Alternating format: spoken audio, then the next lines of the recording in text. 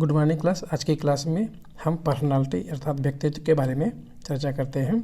व्यक्तित्व क्या है, व्यक्तित्व का शाब्दिक अर्थ क्या होता है, व्यक्तित्व कितने प्रकार के होते हैं और इसका असेसमेंट कैसे किया जाता है, इसका आकलन कैसे किया जाता है, इन सब बारे में हम आज बात करते हैं। चलिए स्टार्ट करते हैं व्यक्तित्व के बारे में। व्यक्तित्व का निर्माण व्यक्तित्व का निर्माण कहाँ से होता है? परिवार से, यानी परिवार से ही स्टार्ट हो जाता है व्यक्तित्व का बनना, जन्म से ही स्टार्ट होने लगता है। ठीक, और उसके बाद यह समाज में जाकर के यह पूर्ण होता है। जैसे एक बच्चे की मानसिक सोच होती है, एक परिवार की मानसिक सोच होती है, उस हिसाब से उस बच्चे की विकास होता है उस परिवार में ही।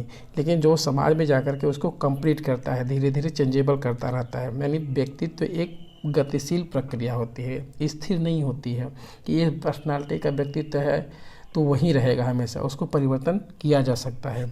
ठीक, समाज जैसा होगा उस हिसाब से उसका व्यक्तित्व बन जाता है।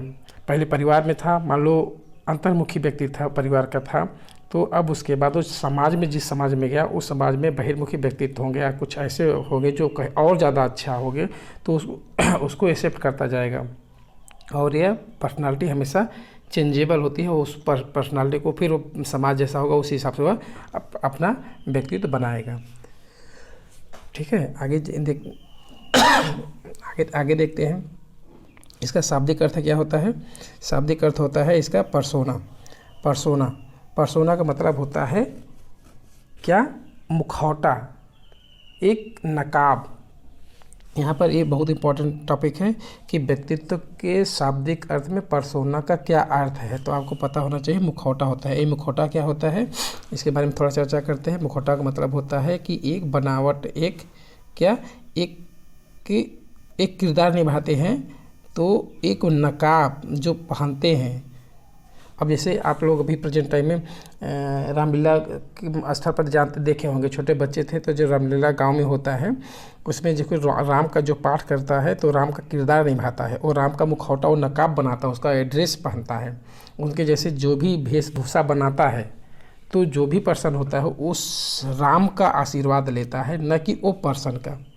ठीक, अब जैसे राम का जो पाठ कर रहा है, जो किरदार निभा रहा है, मान लो रामू नाम है, राम का पाठ कर रहे हैं, तो जो भी दर्शक होंगे रामू के आशीर्वाद नहीं लेंगे, बल्कि रामू के किरदार राम का निभा रहा है तो वो राम का आशीर्वाद लेंगे, राम का आरती करते हैं। तो उसका मतलब होता है उनसे मतलब है, न कि रामू से। रामू भले ही कसाई हो, उससे कोई लेना देना नहीं है। तो उस स्टेज पर अगर रामू राम का पाठ कर रहा है, राम का किरदार निभा रहा है, तो वो सभी लोग राम का पैर पकड़ते हैं, आशीर्वाद लेते हैं, उनके रिस्पेक्ट करते हैं। तो यहाँ पर आप लोगों को समझ में आ गया होगा कि यह एक मुखौटा, एक बाहरी बनावट है जो कोई भी कर सकता है। ठीक है, ठीक, इतना क्लियर हुआ। अब आगे व्यक्तित्व के दृष्टिकोण से अगर देखा जाए तो व्यक्तित्व का बहुत सारे लोगों ने अलग अलग तरीके से परिभाषित किया है। ठीक, और इसको सामाजिक के दृष्टि से क्या है, मनोवैज्ञानिक दृष्टि से क्या है, ये सब आपको थोड़ा जानना पड़ेगा, लेकिन इतना इम्पोर्टेंट नहीं है आप लोगों के लिए। ठीक, अभी देखिए इसमें क्या है, व्यक्तित्व का सामान्य दृष्टिकोण क्या होता है। सामान्य दृष्टिकोण के आधार पर होता है कि जो जैसा पर्सनालिटी होती है उसी हिसाब से व्यवहार करता है। प्रथम व्यवहार जो होता है वह एक दृष्टिकोण से ही होता है। व्यक्तित्व का दृष्टिकोण वाह्य रचना जैसी होती है, उसी आधार पर वह सोचता है। ठीक, अब जैसे इसमें लिखा है कि सामान्य दृष्टिकोण के अनुसार जो व्यक्ति के रंग, रूप, भाषा, वेशभूषा आदि, अर्थात कहने का मतलब यह है कि अगर हम किसी पर्सन को देखते हैं और उसकी बाह्य बनावट बहुत ही स्मार्ट है, बहुत ही हैंडसम है, तो हम लोग कहते हैं सामान्यतः कि यह देखो कितना अच्छे से इसकी पर्सनालिटी है। लेकिन वो पर्सनालिटी है, बाह्य है, लेकिन पर्सनालिटी आंतरिक और बाह्य दोनों होती है। शुरुआती दौर पर हम लोग बाह्य ही कहते हैं, सिर्फ बाहरी आवरण जो होता है, बाहरी वेशभूषा होती है, उसी के हम बनावट के आधार पर हम कह देते हैं क्या पर्सनालिटी है। लेकिन ये भी हो सकता है कि वो कोई बात अपने कह नहीं पाता हो। ठीक, किसी को उसके बात को कोई को पसंद ना आता हो, तो उसकी पर्सनालिटी अच्छी नहीं होती है। ठीक, तो पहला दृष्टिकोण से हम अगर देखते हैं तो बाह्य बनावट के आधार पर होता है। अब वो सिर्फ एक आंतरिक बनावट को नहीं बल्कि बाह्य बनावट को देख करके पहले ही पर्सनालिटी का आकलन किया जाता है। ठीक, और दूसरी बात, अगर जैसे सुकरात ही थे, सुकरात एक जाने माने पर्सनालिटी है, लेकिन उनके वाह के रूप में अगर देखा जाए तो बहुत ही कुरूप व्यक्ति थे, कुरूप व्यक्ति थे। तो उनकी पर्सनालिटी तो इस हिसाब से एकदम कुछ नहीं है, लेकिन जब वह उनकी पर्सनालिटी एक यूनिक मानी जाती है। जब वह कहीं जाते थे तो अपनी बातों से ही सबको लुभाते थे, उनकी समस्याओं का समाधान करते थे। प्रश्न पूछते थे, उसका समस्या बताते थे, प्रश्न पूछते समस्या बताते, उसका समाधान करते थे। तो जो सुकरात थे बहुत ही पर्सनालिटी थे, बहुत ही पर्सनालिटी वाले एक व्यक्ति थे, लेकिन ये बहुत कुरूप पर्सन थे, फिर भी ये व्यक्तित्व का अपना उच्च स्थान प्राप्त किए हैं। ठीक, और उसके बाद दार्शनिक दृष्टिकोण के अनुसार क्या होता है कि दार्शनिक का मतलब होता है कि अपने भविष्य के बारे में सोच समझ करके अपना निर्णय लेना। कोई होता है कि अपने भविष्य के लिए भी सोचता है, ठीक, एक आदर्श रूप मान लेता है कि हमको यह बनना है, तो भविष्य में क्या करना है उस हिसाब से उसकी सोच होती है, तो दार्शनिक होता है। देखिए इसमें क्या है, जो व्यक्ति संपूर्णता का आदर्श वह उतना अच्छा माना, आदर्श जितना अच्छा होगा, जिसका आदर्श बहुत अच्छा होगा तो वह उसका दार्शनिक बहुत अच्छा होगा। तो ये सब बहुत ज़्यादा इंपॉर्टेंट नहीं, इसको आप समझ में आ गया होगा ये चीज़, तो आप इसको आगे करिए। ठीक, अब सामाजिक दृष्टिकोण के आधार पर क्या होता है, समाज में उसका मान सम्मान होता है, समाज में उनका बहुत ही रिस्पेक्ट होता है। व्यक्ति देखिए क्या है, व्यक्ति उन गुणों का संगठन है जो समाज के द्वारा निर्धारित किया जाता है। समाज के द्वारा जो भी निर्धारित किया जाता है उसको, उसकी पर्सनालिटी सामाजिक के आधार पर मानी जाती है। ठीक, प्रधान जी हो गए, नेताजी हो गए, जो भी है समाज में देखेंगे कुछ लोग पढ़े लिखे नहीं होते हैं, फिर भी उनकी सामाजिक प्रतिष्ठा बहुत ही ज़्यादा होती है। उनका व्यक्तित्व क्या होता है, समाज के थ्रू माना जाता है। और मनोविश्लेषण दृष्टिकोण से देखा जाए तो जो फ्रायड ने दिया था इड, ईगो, सुपर ईगो, वह उसका अध्ययन करते हैं तो मनोविश्लेषण दृष्टिकोण से होता है। उस ऐसे पर्सनालिटी जिसको ये तीनों का समन्वित रूप होता है तो बहुत अच्छा माना जाता है। ठीक, तीनों का समन्वित रूप होता है, ऐसा है नहीं है कि सिर्फ एक ही चाहिए। अगर कोई बहुत आदर्श पर्सन होता है तब भी वो अच्छा नहीं माना जाता है, ईगो बहुत ज़्यादा होती है तब भी नहीं माना जाता है, ईड होगा तब भी बहुत। तीनों का समन्वित रूप होना चाहिए, तीनों लोगों का, 1 2 3 तीनों लोग जो है ईड, ईगो, सुपर ईगो, ये सभी में होता है और तीनों का एक बैलेंस बना करके अगर चल रहा है तो ये परफेक्ट पर्सनालिटी मानी जाती है। ठीक, आगे अब इसमें देखिए क्या होता है कि व्यक्तित्व जो होता है, यह दृष्टिकोण देखिए ये बहुत ही इम्पोर्टेंट प्रश्न है, यहाँ से आता है ये एक क्वेश्चन पूछा गया है क्या कि मनोवैज्ञानिकों ने जो आधार बताए हैं, ये व्यक्तित्व क्या है, वुडवर्थ की परिभाषा है, व्यक्तित्व वंशानुक्रम तथा वातावरण का गुणनफल होता है। ठीक, व्यक्तित्व वंशानुक्रम तथा वातावरण का गुणनफल होता है, इतना याद रखिएगा। अब यहाँ पर कभी आएगा HE प्लस कर देगा बराबर P, ये आपको माइंड में होना चाहिए, यहाँ प्लस रहेगा कि गुणा रहेगा। ठीक, तो आपको याद होना चाहिए यहाँ पर गुणनफल होता है, व्यक्तित्व वंशानुक्रम का गुणनफल होता है, वंशानुक्रम और वातावरण का गुणनफल होता है। ठीक, आगे इसने कहा था ये वुडवर्थ की परिभाषा है, बहुत अच्छा है यह परिभाषा। और उसके बाद एक आल्पोर्ट की परिभाषा बहुत अच्छी मानी जाती है। ये 2 परिभाषा आप अपने माइंड में रखे रहिएगा, एक वुडवर्थ की जो परिभाषा भी वातावरण और हेरिडिटी अनुवांशिकी का गुणनफल होता है, और एक आल्पोर्ट का ये परिभाषा बहुत ही अच्छा माना जाता है। ये आल्पोर्ट ने 49 परिभाषा को रिजेक्ट करते हुए 49 परिभाषा को अध्ययन करने के बाद वो अपना एक परिभाषा बना है, कौन सा, व्यक्तित्व उन मनोदैहिक गुणों का गत्यात्मक संगठन है जो वातावरण के साथ अपूर्व समायोजन निर्धारित करता है। इसका मतलब क्या होता है, मनोदैहिक मतलब हमारी शारीरिक संरचना के आधार पर होती है, इसमें शारीरिक गुण समाहित है, शारीरिक संरचना के आधार पर होते हैं, हमारे शारीरिक गुण होता है, उसका हम व्यक्तित्व को मापन करते रहते हैं। ठीक, और उसके बाद गत्यात्मक, ये परिवर्तनशील होती है, ये हमेशा गतिशील होती है और इस संगठन के आधार पर एक प्रारूप बनाती रहती है। और कहाँ पर होता है, वातावरण के साथ होता है, वातावरण के साथ होकर के एक समायोजन का निर्धारण करता है। अगर ऐसा पर्सनालिटी वाला है तो उसको बहुत अच्छे से पर्सनालिटी मानी जाती है, उस व्यक्ति की पर्सनालिटी बहुत ही अच्छी होती है। ठीक है, आगे अब व्यक्तित्व के प्रकार के बारे में बात करें तो व्यक्तित्व के प्रकार के बारे में बात करते हैं तो आपके सिलेबस में व्यक्तित्व के प्रकार है कितने हैं? 3 हैं। कि सिर्फ युंग का ही व्यक्तित्व के प्रकार है। यंग का व्यक्तित्व का जो प्रकार होता है 3 प्रकार के होते हैं। यह एक मनोवैज्ञानिक दृष्टिकोण होता है। कौन कौन सा है? अंतर्मुखी, बहिर्मुखी और उभयमुखी। ये तीनों है। इंट्रोवर्ट, एक्सट्रोवर्ट और एम्बिवर्ट है। ये 3 आपको माइंड में होना चाहिए। अब इसके बारे में चर्चा करते हैं कि ये क्या है, ये आपको याद होना चाहिए। अब इंट्रोवर्ट क्या होता है?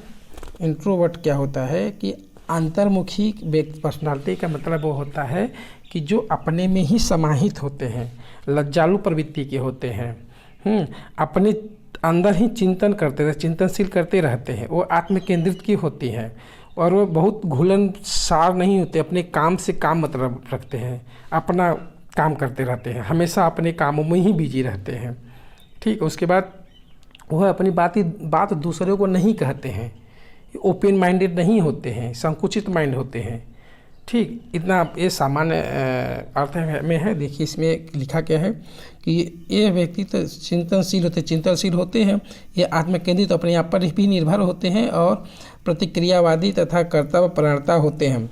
अपना कर्तव्य को अच्छे से निभाते भी हैं। यह सिर्फ अपने कर्तव्य को ही अच्छे से निभाते हैं। यह कष्टों के प्रति सहज होते हैं। ठीक, यह कष्टों के प्रति सहज होते हैं। इनको थोड़ी सी समस्या आ जाती है तो बहुत विपत्ति में आ जाते हैं, अपने को संभाल नहीं पाते हैं। इसको बाहरी जगत से अनुराग बहुत कम होता है। बाहर में क्या हो रहा है उससे क्या लेना देना है, उससे कोई मतलब नहीं है। ये अकेले रहना पसंद करते हैं, ये अकेले रहना ही पसंद करते हैं और ये लोगों के बातों को अपनी बातों दूसरे से नहीं कह पाते हैं, अपनी बातें को दूसरे के सामने व्यक्त नहीं कर पाते हैं, अपनों में ही खोए रहते हैं। यह पर्सनालिटी अंतर्मुखी होती है। ठीक, और उसके बाद इसे एक आशा है समझ में आ गया होगा। अपनी बातों को किसी के साथ व्यक्त न कर पाना, अपने आप में ही खोए रहना, चिंता करते रहना, अपने ही बातों को, अपनी बातों कोई समस्या आ रही है तो अपने को किसी को ना बताना। ठीक, ये सब चीज़ क्या होते हैं? ये अंतर्मुखी के अंतर्गत आते हैं। अब बहिर्मुखी क्या होता है? बहिर्मुखी सिर इसी का उल्टा होता है, डायरेक्ट इसी का उल्टा होता है। ठीक है, इसमें क्या होते हैं कि ऐसे व्यक्ति बाह्य जगत में अधिक रुचि लेते, संसार में क्या हो रहा है, समाज में क्या हो रहा है, यह बहुत अच्छे से रुचि लेते हैं और वह लोगों के बातों को दूसरों के साथ बताना पसंद, अपनी बातें को दूसरों के साथ बताना, शेयर करना बहुत अच्छा लगता है उनको और वातावरण के प्रति अच्छे से ढल जाते हैं। ठीक, इसमें क्या होता है? अपनी बातें को दूसरे के साथ समायोजन करके अपना बात दूसरे के साथ व्यक्त करते रहते हैं, ओपन माइंडेड होते हैं और सामाजिक होते हैं। नेता, जो पहले इंट्रोवर्ट बताए थे अंतर्मुखी, वह साइंटिस्ट के अंतर्गत आते हैं और ये है नेता के अंतर्गत आते हैं। सामाजिक प्रतिष्ठा जहाँ मिलती है, समाज में इसका मान सम्मान होता है, इनके लोग बहुत समाज में मान सम्मान करते हैं और ये अपनी बातों से किसी को बहुत अच्छे तरीके से आकर्षित कर लेते हैं। अपने शब्द को इतना बढ़ा चढ़ा करके बोलते हैं कि सब लोग आकर्षित हो जाते हैं। ठीक है, और ये घुलनसार होते हैं, बहुत ही समाज में बहुत जल्दी से समायोजन कर लेते हैं। ठीक, और आगे उभयमुखी का मतलब होता है कि इन दोनों का मिक्स कर दिया जाए, बहुत ज़्यादा अंतर्मुखी नहीं है, बहुत ज़्यादा बहिर्मुखी नहीं, जैसा परिस्थिति हो, जैसी परिस्थिति हो वैसा निर्णय लिया जाता है। ठीक, आज के समय में यह सबसे ज़्यादा माना जाता है कि सबसे अच्छा माना जाता है। क्यों? क्योंकि बहुत अच्छा बहिर्मुखी भी पर्सनालिटी बहुत अच्छी नहीं मानी जाती है और अंतर्मुखी पर्सनालिटी भी बहुत अच्छी नहीं मानी जाती है। तो इसका समायोजन करके बाद में निकाला गया क्या कि यह उभयमुखी। पहले शुरुआती दौर पर 2 ही माना गया था, यंग ने 2 ही माना था, अंतर्मुखी और बहिर्मुखी। बाद में इसको चेंज किया कि नहीं 3 है। एक ऐसी पर्सनालिटी होनी चाहिए जो कि दोनों का सम्मिलित रूप होना चाहिए। सबसे अच्छी पर्सनालिटी मानने वाला यही है। ठीक, इसमें क्या लिखा है? इस व्यक्तित्व वाले व्यक्तियों के अंतर्मुखी और बहिर्मुखी दोनों का गुण पाया जाता है। यह वातावरण के हिसाब से अपने हिसाब से मैनेज कर लेते हैं। जैसी परिस्थिति आती है वैसे अपने आप को चेंज कर लेते हैं। अब देखते हैं नेक्स्ट क्या है। नेक्स्ट है व्यक्तित्व परीक्षण एवं समायोजन। सबसे पहले हम व्यक्तित्व परीक्षण के बारे में बात कर लेते हैं। व्यक्तित्व परीक्षण क्या है? व्यक्तित्व परीक्षण के अंतर्गत हम पढ़ेंगे और इसके बाद हम इसके बाद समायोजन भी पढ़ेंगे, लेकिन सबसे पहले व्यक्तित्व परीक्षण की विधियाँ के बारे में बात कर लेते हैं। कौन कौन सी है व्यक्तित्व परीक्षण की विधियाँ में? 3 प्रकार के व्यक्तित्व का परीक्षण होता है। कौन कौन से? आत्मनिष्ठ, वस्तुनिष्ठ और प्रक्षेपण। 3 प्रकार के हैं। आपसे ये पूछा जाएगा कितनी विधियां हैं व्यक्तित्व के मापन का, कितनी विधियां हैं, तो आपको पता होना चाहिए कि 3 विधि हैं। कौन कौन सी है? आत्मनिष्ठ विधि, वस्तुनिष्ठ विधि और प्रक्षेपण विधि। और सबसे अच्छी कौन सी मानी जाती है? तो प्रक्षेपण विधि सबसे अच्छी मानी जाती है। ठीक, आगे आत्मनिष्ठ विधि। आत्मनिष्ठ विधि क्या है? अब ये क्या है? तो आत्मनिष्ठ या व्यक्तिगत विधियाँ। आत्मनिष्ठ का मतलब सबसे पहले ये समझ लीजिए आत्मनिष्ठ विधि क्या है। सब्जेक्टिव मेथड क्या होता है? सब्जेक्टिव मेथड का मतलब होता है कि वह जिसका मूल्यांकन हम करना चाहते हैं, जिसका व्यक्तित्व हम देखना चाहते हैं, जैसे कि यह एक पर्सन है जो रिसर्चर है, ठीक, यह कई सारे समाज में कई सारे लोग हैं, इनमें से किसी एक का व्यक्तित्व के बारे में जानकारी लेना है, तो यह पर्सन जो है इसका मूल्यांकन करना चाह रहा है, व्यक्तित्व देखना चाह रहा है, तो इसके बारे में ये जानने की कोशिश करेगा। इससे खुद कहेगा कि भैया तुम अपने बारे में जो भी हो सकता है तुम मुझे इस पर लिख करके बता दो। ठीक, यह तो फिर इसमें क्या करेगा, ये पर्सन इसमें अपना पेपर पर सब कुछ लिख देगा अपने बारे में। ठीक, तो इसके हम सब्जेक्टिव मत कहते हैं कि वह अपने हिसाब से, यह पर्सन जो है समाज के जो पर्सन है वो अपने हिसाब से इनको बताएगा। वह गलत बताएगा या सही बताएगा इसे कोई लेना देना नहीं है, कुछ भी हो सकता है, और जो बताएगा वही यह मानेगा। कोई अपनी कमियां बताएगा, किसी को नहीं बताएगा, तो यह बहुत अच्छा नहीं माना जाता है। ठीक, इतना क्लियर हुआ? ये बहुत अच्छा नहीं माना जाता है। ये ऑटोबायोग्राफी ऑटोबायोग्राफी कहते हैं या इसी को इंट्रोस्पेक्शन कहते हैं। ठीक, आत्मनिरीक्षण विधि, अपने अंदर की जो भी है इंट्रोस्पेक्शन आत्मनिरीक्षण विधि वो होती है कि हमारे अंदर की जो भी बात अच्छाई बुराई हो, हम अपने एक पेपर पर अपनी कमियां अपनी अच्छाई हम खुद लिख करके किसी को दे। अर्थात हम ये कह सकते हैं अपना स्वयं का मूल्यांकन हम खुद करें। देखिए यहाँ पर अर्थात वह स्वयं का मूल्यांकन या निरीक्षण खुद करता है पर्सन, तो उसको क्या कहते हैं? आत्मकथा या आत्मनिरीक्षण विधि। आत्मकथा या आत्मनिरीक्षण विधि के अंतर्गत यह आता है। ठीक है ना? यह टिचनर ने बात किया था इसके बारे में। ठीक है, और आगे टिचनर ने बात किया था, और आगे क्या है? व्यक्ति इतिहास विधि। अब इतना समझ में आया कि सब्जेक्टिव मेथड के अंतर्गत क्या आता है कि वह पर्सन जिसका मूल्यांकन होने वाला वह खुद जानकारी अपना दे रहा है। ठीक, अपने से दे रहा है, गलत सही दे रहा है, चाहे जो दे रहा है अपने से दे रहा है। अब क्या कर रहा है? ये आत्मनिरीक्षण विधि के अंतर्गत ये आता है। अब आगे है अब व्यक्ति इतिहास विधि। आपको इतना पता हो, 1 मिनट। अब नेक्स्ट है व्यक्ति इतिहास विधि। केस स्टडी के नाम से जाना जाता है, केस हिस्ट्री के नाम से जाना जाता है। इसमें क्या होता है कि कोई भी व्यक्ति, कोई भी बालक का अध्ययन किया जाता है और उसकी समस्याओं का समाधान किया जाता है। जैसे कि आपने तारे ज़मीन पर फिल्म देखे होंगे, तो इसमें जो बालक होता है वह शब्दों को पढ़ नहीं पाता है, लिख नहीं पाता है, तो आमिर खान उसको समस्याओं को पहचान करते हैं, उसके इतिहास के बारे में पूरा जानते हैं कि कहाँ से, किस खानदान से है, इसकी सोच क्या है, इसके परिवार के क्या से समस्या आ रही है, कि ऐसे अनपढ़ सारे लोग हैं या ऐसे कंडीशन उसके पापा में भी है। तो ऐसे जो डिसलेक्सिया एक होती है, पठन संबंधी होता है, तो ऐसे सारे जानकारी लेना होता है उनको, तो उनके परिवार से जाकर के उसके इतिहास के बारे में जानते हैं कि हाँ ये कैसे कैसे करके यहाँ तक आया है। तो किसी भी बालक का जो है समस्यात्मक बालक हो, मंदबुद्धि बालक हो, अपराधी बालक होता है या प्रतिभाशाली बालक होता है, उनका अध्ययन किया जाता है। ठीक है, अब क्या है इसमें लिखा क्या है कि इस विधि में असामान्य व्यक्तियों का अध्ययन किया जाता है। ठीक, जैसे कि बाल अपराधी बालक होते हैं, इसमें बहुत ज़्यादा नहीं, आपको बस इतना होता है कि केस स्टडी क्या होता है, एक इकाई का अध्ययन किया जाता है। एक इकाई में एक बालक हो सकता है, एक परिवार हो सकता है, एक समाज हो सकता है, एक इकाई का अध्ययन किया जाता है। सिर्फ एक पर्सन का ही नहीं होता है, बल्कि एक इकाई होनी चाहिए, एक घर होना चाहिए, एक परिवार होना चाहिए, एक पर्सन भी हो सकता है, एक समाज हो सकता है। ठीक, लेकिन एक इकाई होनी चाहिए, ये इम्पोर्टेंट है। ठीक, आगे साक्षात्कार क्या होता है? साक्षात्कार आप लोग जानते होंगे, इंटरव्यू के मैटर पर आप लोग जानते ही होंगे। ठीक, 1 मिनट। साक्षात्कार के बारे में आप लोग जानते होंगे, ऑलरेडी बहुत सारा प्रचलित है इसमें कि इंटरव्यू जिसको हम लोग कहते हैं कि परीक्षा पास होने के बाद इंटरव्यू किया जाता है। ये होता क्या है कि आप लोगों से एक बातचीत होती है, आपकी वार्ता होती है किसी एक्सपर्ट के थ्रू। आप पीजीटी का एग्ज़ाम दे देते हैं, टीजीटी का एग्ज़ाम देते हैं, तो इंटरव्यू के लिए बुलाया जाता है, तो आप वहाँ पर जाएंगे तो आपके पर्सनालिटी का, आपकी रुचि का, भी क्षमता का वहाँ पर टेस्ट होता है। ठीक, आप कैसे बात करते हैं, आप किसी समस्या का किस तरह से समाधान कर सकते हैं, कितना सोच सकते हैं, यह न कि आपका ज्ञान का कंटेंट ज्ञान। पापा ऑलरेडी परीक्षा करके चले आए हैं, परीक्षा पास होकर के चले आए हैं, तब आपको वहाँ पर आपकी क्षमता क्या है, अभिरुचि क्या है, आपकी सोच क्या है, इस तरीके से आपसे क्वेश्चन करेंगे। ठीक, ये अगर आपको आ जाए एग्जाम में कि हाँ होती क्या है, तो आपको बस इतना लिखना है कि ये आमने सामने बैठकर एक बातचीत है। ये साक्षात्कार विषय के आमने सामने बैठ कर के एक तरह से बातचीत है। इसमें साक्षात्कार लेने वाला होता है और साक्षात्कार देने वाला होता है। जो लेने वाला होता है वह देने वाले की क्या सोचता है, सोच के बारे में सोचता है, उनकी पर्सनालिटी के बारे में जांच करता है। ठीक है, इसको हम आगे और अच्छे से पढ़ेंगे। अब अवलोकन क्या होता है? अवलोकन क्या होता है?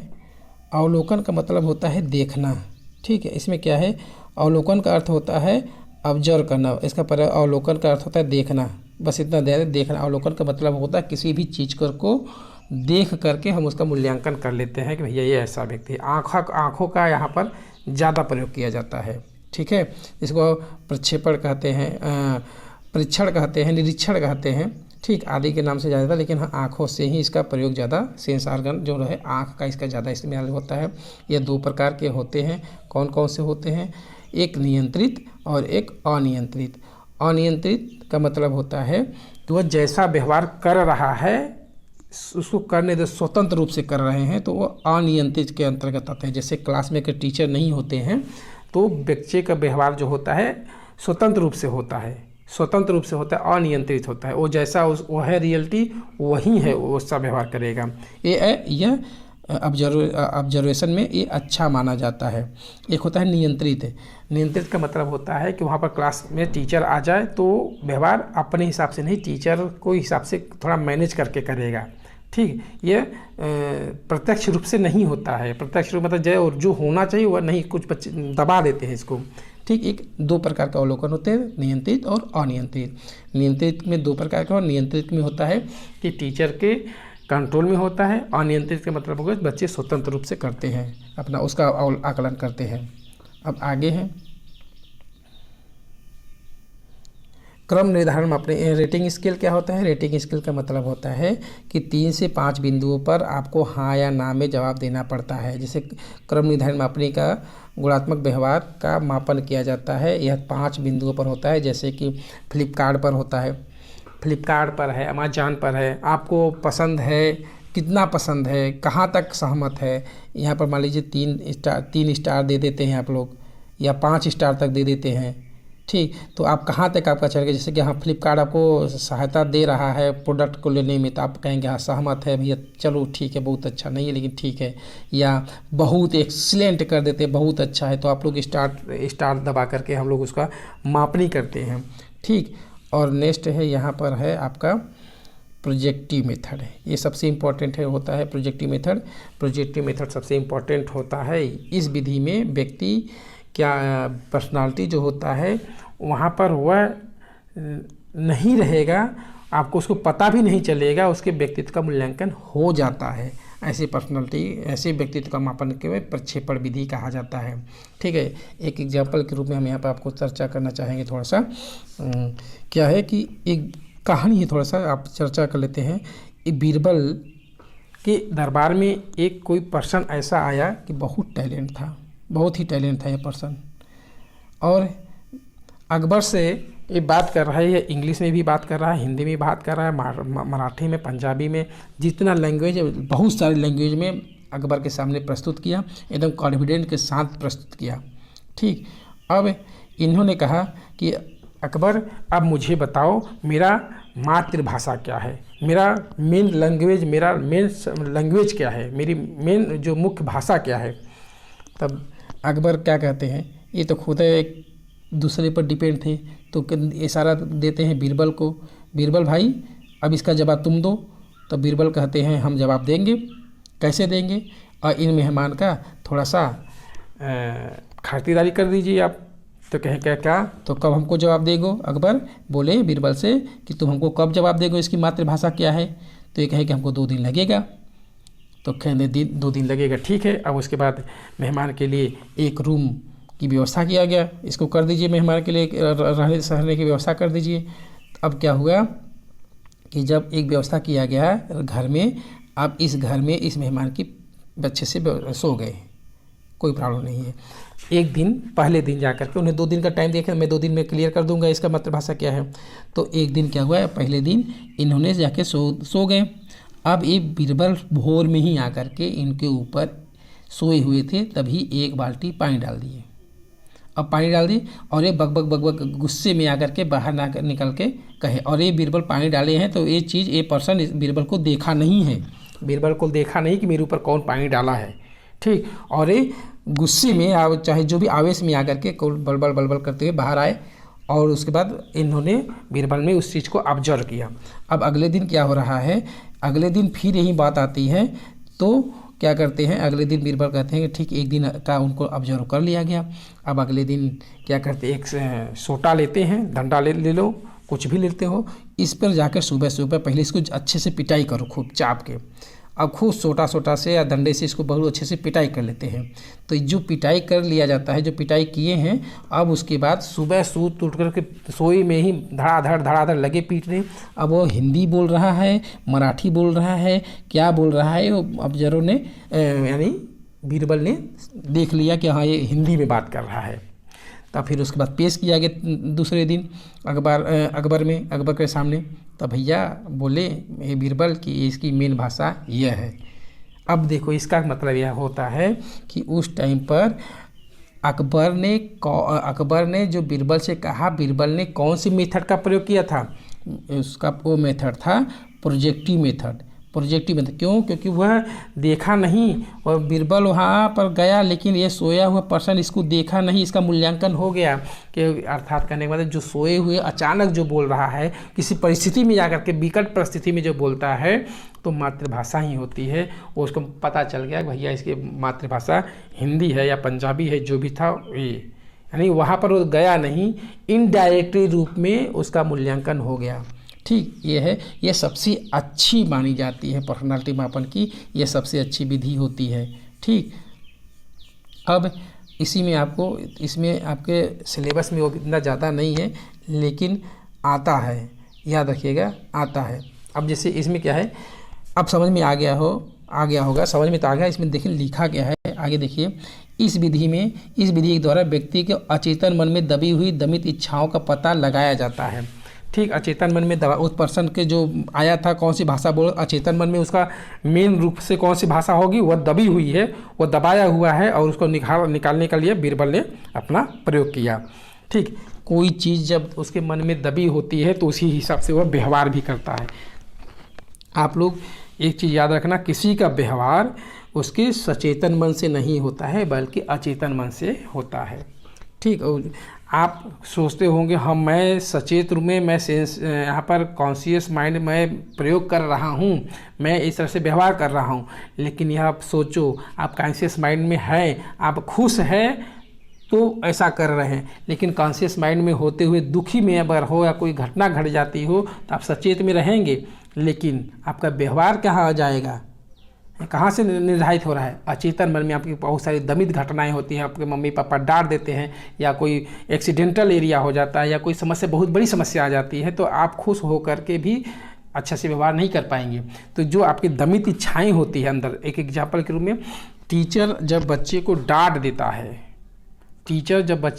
देता है तो उनके सचेतन मन में डांटा, लेकिन सचेतन मन से धीरे धीरे अर्धचेतन से लेकर के अचेतन मन में आ जाता है, अब वो दब जाता है। अब वो दब गया अंदर में, अब वो व्यवहार उस टीचर का या उस व्यक्ति का, जो छात्र को डांटा गया उसका व्यवहार थोड़ा चेंज हो जाएगा। आप लोग खुद सोचो, घर पर से अच्छे से पिटाई करके आ जाते हैं तो स्कूल में किसी से बात नहीं करते, आपका व्यवहार बदल जाता है। तो ये अचेतन मन से ही सारा डिपेंड करता है कि हाँ व्यक्ति का व्यवहार कैसा हो रहा है, तो अचेतन मन से ही आधारित होता है, ठीक है। अब इसके बाद क्या होता है, अब इसमें आपको हम 2 मेथड पढ़ाएंगे जिसको हम कहते हैं स्याही धब्बा परीक्षण।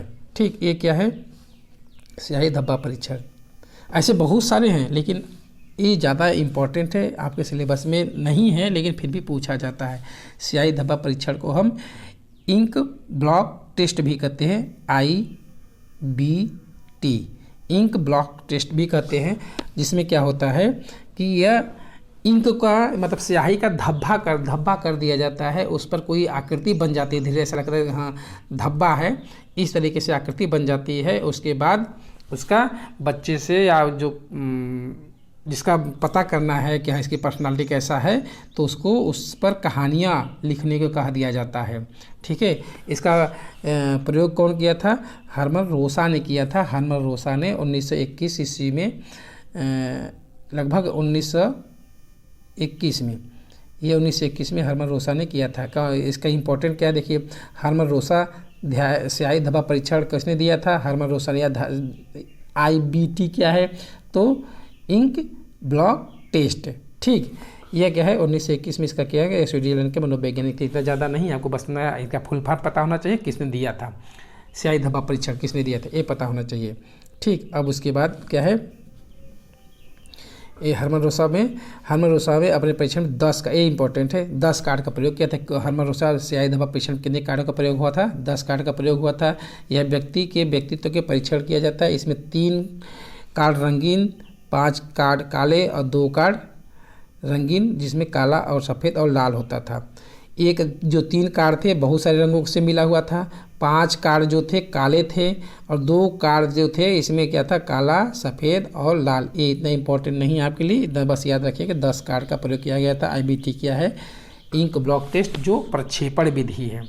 हाँ, इसमें आपको आएगा निम्न में से कौन प्रक्षेपण विधि नहीं है, तो आपको 3 ठे इसमें से दे देंगे, एक अवलोकन दे देंगे, या कौन सा प्रक्षेपण विधि है, तो जो अभी हम पढ़ाए थे प्रश्नावली, चेकलिस्ट, अवलोकन और एक TET कर देंगे। तो आपको इतना पता होना चाहिए, TET एक प्रोजेक्टिव मेथड है और इंक ब्लॉक टेस्ट ये भी एक प्रोजेक्टिव मेथड है। इतना हुआ, क्लियर हुआ होगा। इसमें बहुत ज़्यादा नहीं, बस 10 कार्ड किसने दिया है ये आपको पता होना चाहिए। ठीक, अब आगे, अब इसमें क्या है कि इस कार्ड के माध्यम से स्याही धब्बा परीक्षण किया जाता है। इसमें बहुत ज़्यादा हो गया है। अब में एक इम्पॉर्टेंट है यहाँ पर थीमेटिक एप्रिसिएशन टेस्ट, ये TET का पूर्ण नाम लिखने को आ जाता है। TET किसने दिया है ये आता है, थीमेटिक एप्रिसिएशन टेस्ट। ठीक, इसको हिंदी में प्रासंगिक अंतर्बोध परीक्षण कहते हैं। मार्गन और मोरे ने इसका प्रयोग किया था 1935 में। अब इसमें क्या होता है, 30 कार्ड होते हैं। एक चीज़ याद रखिएगा, वहाँ कुछ किताब में 31 कार्ड दिया है, तो आपको करना क्या है, एक करेक्ट आंसर 30 है। ठीक, अगर कहीं ऑप्शन में 30 है तो वही सही है, और 30 और 31 दोनों है तो 30 सही है, और अगर 31 नहीं दिया 30 नहीं दिया है, 31 दिया है, तब 31 मान लीजिएगा। ठीक, अब यह क्यों होता है, इसमें देखिए कैसे होता है। इसमें क्या है, प्रासंगिक अंतर्बोध परीक्षण के प्रतिपादक 1935 में मार्गन और मोरे ने किया था। इसमें 30 कार्ड होते हैं और एक खाली कार्ड होता है, तो 30 को मिला करके 31 कर देते हैं, लेकिन यह गलत है। एक खाली कार्ड होता है, उसको हम बाद में बता रहे हैं क्या होता है वह। ठीक, अब इसमें क्या है कि व्यक्ति दिए गए चित्र को स्वयं को पात्र बनाकर 4 बिंदुओं के आधार पर लिखता है।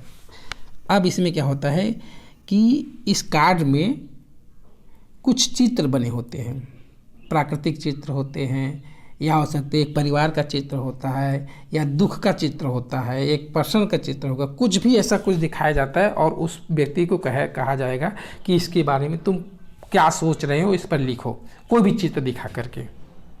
तो वो पर्सन लिखेगा, और याद रखना ये बड़े व्यक्तियों के लिए होता है, 14+ के लिए होता है। ठीक, और इसी के छोटे व्यक्तियों के लिए CAT होता है, CAT चाइल्ड एप्रिसिएशन टेस्ट है, बालक अंतर्बोध परीक्षण। ये भी आपको माइंड में होना चाहिए। ठीक है, अब इसमें आगे देखिएगा क्या है, एक 30 कार्ड का प्रयोग करके होता है, जिसमें काले व सफ़ेद कार्ड होते हैं। 30 में काले व सफ़ेद कार्ड होते हैं। एक बार में 21 कार्ड का प्रयोग किया जाता है और 20 कार्ड सचित्र एक रिक्त होता है। देखिए इसमें क्या होता है कि हम इसको आपको अपने इसमें बता दे रहे हैं, इसमें जो भी लिखा है इसको आप सोचिए, सब पढ़िएगा।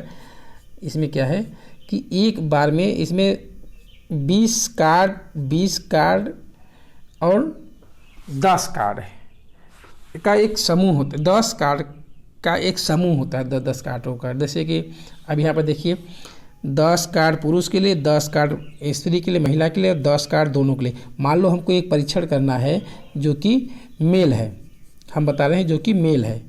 अब मेल के लिए हमने किया कि यह 10 कार्ड का प्रयोग किया मेल, और 10 कार्ड दोनों के लिए। देखो 10 पुरुष के लिए 10 कार्ड होता है, 10 कार्ड महिला के लिए, 10 कार्ड दोनों के लिए होता है। ठीक, 10 कार्ड दोनों के लिए होता है। अब क्या होगा, 10 कार्ड दोनों के लिए होता है, 10 कार्ड पुरुष के लिए होता है, तो ये कितना हो गया, 20 कार्ड है। तो हमने एक टीएटी के एक पर्सन के मूल्यांकन के लिए कितने कार्ड का प्रयोग होता है, 20। ठीक, याद रखना। लेकिन वहाँ पर 21 लिखा होगा तो +1, वह जो 1 होता है उस पर क्या करते हैं, 1 मिनट, तो एक बार में 20 कार्ड का प्रयोग किया जाता है। एक पर्सन का मूल्यांकन करने के लिए, चाहे मेल हो चाहे फीमेल हो, एक बार में 20 कार्ड का प्रयोग किया जाता है। इस 20 कार्ड में उसका बहुत सारे चित्र बना होगा। इस सारे चित्र को देख करके 4 पॉइंट को लेकर के उसको इस पर कहानी लिखनी होती है। ठीक, एक जो एक प्लस था ना, एक करके अलग से था एक कार्ड, तो उस पर क्या होता है, वो कहानी लिखना है। वो जैसी कहानी लिखेगा उसकी पर्सनालिटी वैसी मानी जाती है। ठीक, अब समझ में हो सकता है मेल हो तब भी 20 कार्ड का यूज होगा और फीमेल होगा तब भी 20 कार्ड का यूज होगा। इतना क्लियर हुआ। अब आगे देखिए, यह व्यक्तिगत और सामूहिक दोनों रूप में सभी एक साथ कई सारे लोगों को प्रयोग करके देखा जाता है। ठीक है, एक बार में भी किया जाता है। अब आगे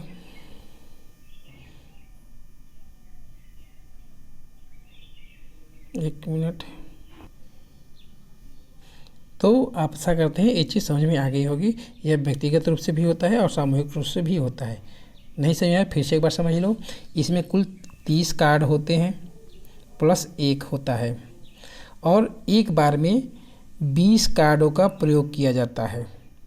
ठीक, अब इस 20 कार्ड पर 4 बिंदु के आधार पर उसको एक जो खाली कार्ड था उस पर लिखना होता है। ठीक, कि हमने क्या देखा। इसमें देखिए लिखा है, ये 31 कार्ड लिखा है, तो वह एक प्लस जो किया गया, एक कार्ड अलग से दिया गया है इस पर लिखने के लिए, उसको ऐड किया गया है। अगर एग्ज़ाम में आए कि थीमेटिक परसेप्शन टेस्ट में प्रासंगिक अंतर्बोध परीक्षण में कितने कार्डों का प्रयोग होता है, तो 30 कार्डों का प्रयोग होता है। ठीक, एक बार में एक प्रयोज्य के लिए कितने कार्डों का प्रयोग होता है, तो 20 कार्ड का प्रयोग होता है। इतना याद रखिएगा। ठीक, यह एक जो अलग है इस पर लिखा जाता है, प्रयोग के लिए वह इन्वॉल्व नहीं होता है। तो इसलिए ऑप्शन में अगर 31 आ रहा है, 30 आ रहा है, तो आप 30 पर प्रयोग करेंगे, लिखेंगे। अगर एक कार्ड एक बार में कितने कार्डों का प्रयोग हो रहा है, तो 20 करिएगा, न कि 21। अगर 21 ऑप्शन में है तब उस पर 21 करिएगा, नहीं तो आपको 20 ही करना है। आशा करते हैं समझ में आ गया होगा। 20 क्यों है, 21 क्यों है, 30 क्यों है, 31 क्यों है, ये समझ में आ गया होगा। ठीक, 30 कार्ड का उपयोग होता है, 20 कार्ड का उपयोग होता है। एक अलग से जो जोड़ा जाता है, एक खाली होता है, उस पर प्रयोज्य अपना सब कुछ लिखता है, तो उसको भी इन्वॉल्व कर लेते हैं कुछ लोगों ने, लेकिन यह उसका प्रयोग का हिस्सा नहीं होता है। ठीक है, ओके, बाय।